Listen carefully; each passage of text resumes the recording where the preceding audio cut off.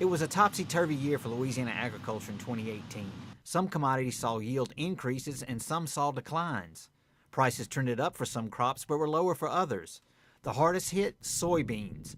Bad weather at harvest caused many acres to rot in the field, and a tariff spat between the United States and China led to a decline in prices and took away the #1 export market. Experts believe there will be fewer soybean acres across the U.S., including Louisiana, next year. I think you're going to see some of those bean acres transition into corn and to a lesser extent maybe cotton. Again, the amount of those acres that go into cotton are going to be limited by the infrastructure capacity of the industry there.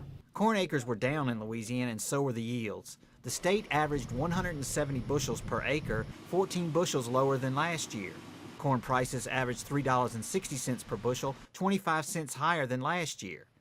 Projections are for higher corn prices, which could lead to more acres in 2019. Market observers suggest a window of $4 to $4.25. That's going to be a range producers should keep their eye on. I think that's the price point where acres can be bought back in. Both cotton and rice in Louisiana saw higher yields, but a strong production year for rice in the U.S. led to lower prices, while cotton prices increased slightly. The Louisiana sugarcane crop looks to be in good shape. While sugar recovery is down from a record of 246 pounds per ton, the total tonnage of the crop is expected to exceed last year's tonnage.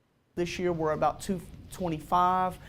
That's more in line with the 10-15 year long-term average of that.